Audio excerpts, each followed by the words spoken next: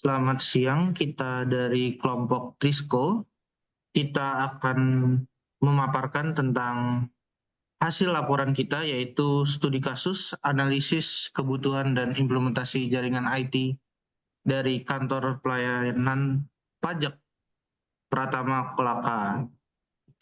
Jadi di sini kita ada 3 orang. Pertama saya sendiri, Makarim Zufar Pramudio. Selanjutnya ada Muhammad Akmal Abdul Halim, dan orang ketiga ada Muhammad Rusbehan Bakri. Oke, kita langsung lanjut aja ke pendahuluan. Jadi sebetulnya apa sih latar belakang dan tujuan kita dari mengadakan studi kasus analisis jaringan ini tuh apa sih? Jadi kalau untuk latar belakang dari kliennya itu KPP atau kantor pajak ini, kantor pajak Pratama Kolaka ini yang di bawah DJP Sulawesi Selatan menerapkan sistem administrasi perpajakan modern. Organisasi ini beroperasi berdasarkan fungsi, sistem informasi terintegrasi, dan sumber daya yang kompeten. Sedangkan untuk latar belakang masalah kita yang akan kita bawakan di studi kasus ini adalah peningkatan digitalisasi menurut DJP memiliki sistem jaringan yang andal dan aman. KPP Kolaka memerlukan infrastruktur yang efisien, aman, dan terintegrasi dengan sistem pusat DJP untuk mendukung pengumpulan penerimaan pajak negara. Analisis ini bertujuan untuk memetakan kondisi infrastruktur saat ini, mengidentifikasi tantangan, dan memberikan rekomendasi peningkatan sistem jaringan. Lanjut. Nah, jadi fokus utama dalam studi kasus ini tuh ada 3, yaitu yang pertama arsitektur jaringan saat ini. Jadi bagaimana sih sebenarnya konfigurasi jaringan yang ada saat ini, apakah menggunakan LAN, Wi-Fi, VPN, dan segmentasi dasar jaringan KPP di Pratama Kolaka. Fokus utama kedua adalah permasalahan operasional dan risiko. Jadi sebenarnya apa sih risiko utama dari tingginya gangguan fisik kabel LAN dan ketidakadaannya SOP formal untuk backup data dan penanganan insiden. Dan yang ketiga adalah strategi dan rekomendasi teknis.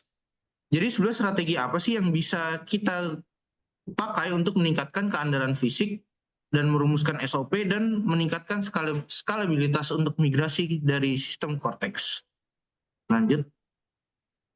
Oke, jadi kita akan mengidentifikasi hasil dari identifikasi kita dari jaringan fisik, nirkabel, dan akses jarak jauh.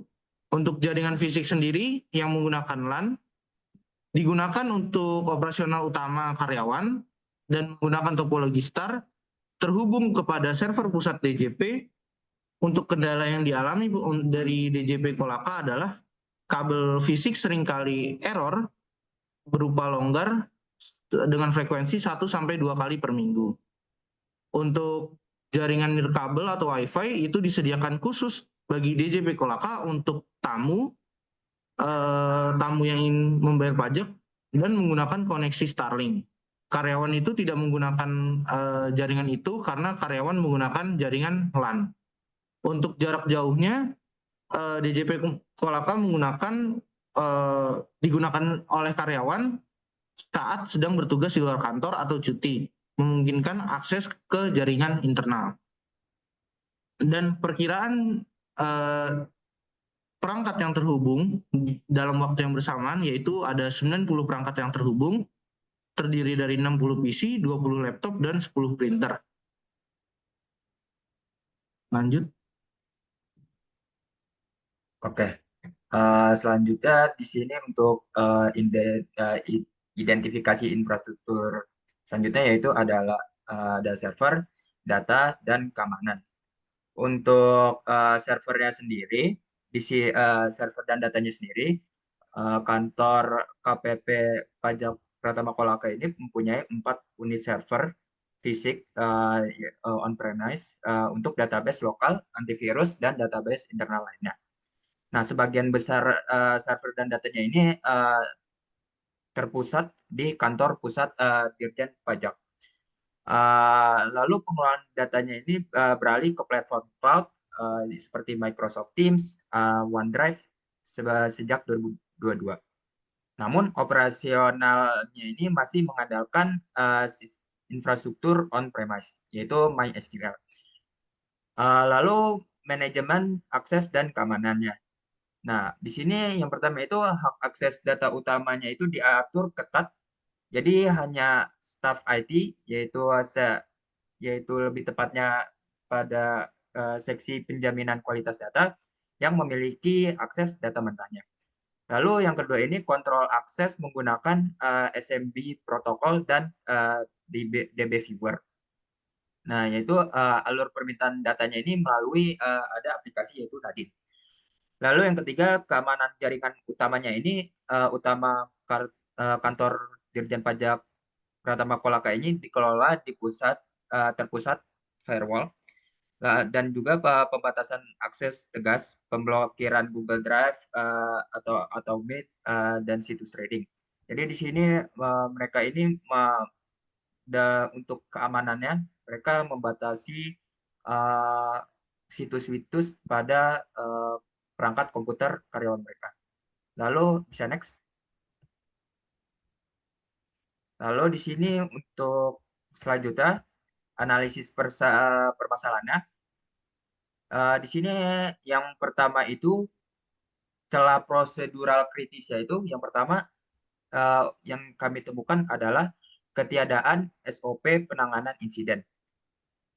Di sini kami menemukan bahwa penanganan gangguan jaringan didasarkan pada kebiasaan tim IT, bukan SOP baku pusat dari pusat kantor pajaknya sendiri. Pelaporan insiden ini dilakukan secara lisan. Nah, dari dampaknya permasalahannya ini adalah yaitu inkonsistensi, waktu penyelesaian yang lebih lama jika personel kunci tidak ada, dan juga kesulitan pelacakan insiden. Lalu yang kedua, proses backup data informal. Ya, permasalahan yang kami temukan yang kedua adalah tidak ada kebijakan resmi backup data. Proses backup-nya itu hanya dilakukan sebulan sekali, dan itu juga inisiatif pribadi staf mereka sendiri dengan menyimpan data pajak ke dalam cloud pribadi yaitu OneDrive. Nah, dampaknya dari permasalahan ini risiko keamanan data yang kritis dan potensi kehilangan data wajib pajak secara permanen akibat kegagalan sistem atau serangan cyber. Lalu permasalahan yang ketiga adalah ketiadaan DRP lokal. KPP Kolaka ini tidak memiliki Disaster Recovery Plan atau yang disingkat DRP. Mereka ini bergantung sepenuhnya pada DRP kantor pusat Dirjen Pajaknya sendiri. Nah, dampak dari ketiadaan DRP lokalnya ini adalah kerentanan terhadap bencana lokal, kebakaran atau banjir, dan RTO, yaitu Recovery Time Objektif dari pusat mungkin terlalu lama. Ini menyebabkan kelumpuhan layanan total. Bisa next. Oke, selanjutnya di sini ada permasalahan kerentanan arsitektur dan fisik. Di sini yang pertama rendahnya keandalan infrastruktur fisik. Kami menemukan bahwa gangguan paling sering adalah masalah fisik pada kabelan, bisa jadi terlepas, rusak, atau juga digigit tikus. Ini biasanya terjadi 1-2 kali seminggu. Dampaknya, gangguan berulang menghentikan pekerjaan, menyebabkan hilangnya jam kerja signifikan, lalu penanganan yang reaktif tidak menyelesaikan akar masalah, manajemen kabar buruk, dan komponen rusak. Lalu selanjutnya, arsitektur jaringan internal datar, yaitu atau biasa dikenal flat network. Di sini kami menemukan bahwa tidak ada pembagian jaringan, VLAN atau subnet antar divisi. Seluruh jaringan terhubung ke satu switch yang sama.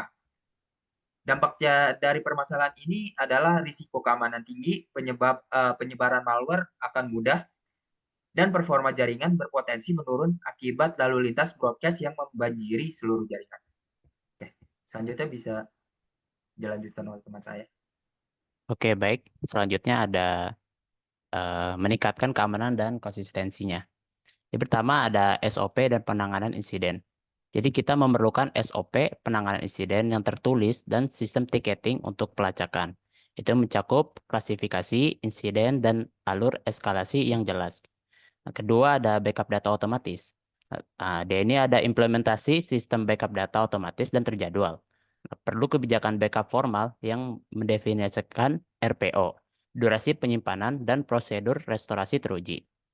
Dan yang ketiga ada DRP lokal, yaitu penyusunan DRP skala lokal yang selaras dengan DRP pusat, mengidentifikasi aset kritis, skenario bencana, dan peran tim lokal untuk pemulihan cepat. Terus ada segmentasi jaringan to VLAN, implementasi VLAN untuk mengisolasi trafik data antar divisi, meningkatkan keamanan dengan memisahkan jaringan sensitif atau seksi penjamin kualitas data, dan membatasi broadcast. Terus ada manajemen kabel. Perumusan standar manajemen kabel, pelabelan, jalur aman, dan kebijakan pemeliharaan rutin. Mengganti komponen jaringan yang usang untuk mengurangi gangguan fisik. Kayak tadi yang dimakan tikus gitu. Terus ada pemantauan proaktif, sistem pemantauan fisik dan jaringan secara proaktif untuk mendeteksi potensi kerusakan sebelum terjadi gangguan. Jadi menggantikan pendekatan reaktif. Gabungan permasalahan prosedural, arsitektur, dan fisik ini menghambat produktivitas dan menjadi penghalang utama bagi rencana strategis di masa depan, termasuk migrasi ke sistem Cortex. Nah, jadi ini ada langkah menuju infrastruktur yang tangguh. Yang pertama, ada identifikasi dan analisis. Laporan ini menyimpulkan adanya kesenjangan prosedural, SOP, backup atau DRP, dan kerentanan arsitektur, seperti flat networks, keandalan fisik di KPP Kolaka. Terus ada perancangan solusi atau future works. Jadi fokus pada perancangan solusi konkret untuk mengatasi kebutuhan yang teridentifikasi.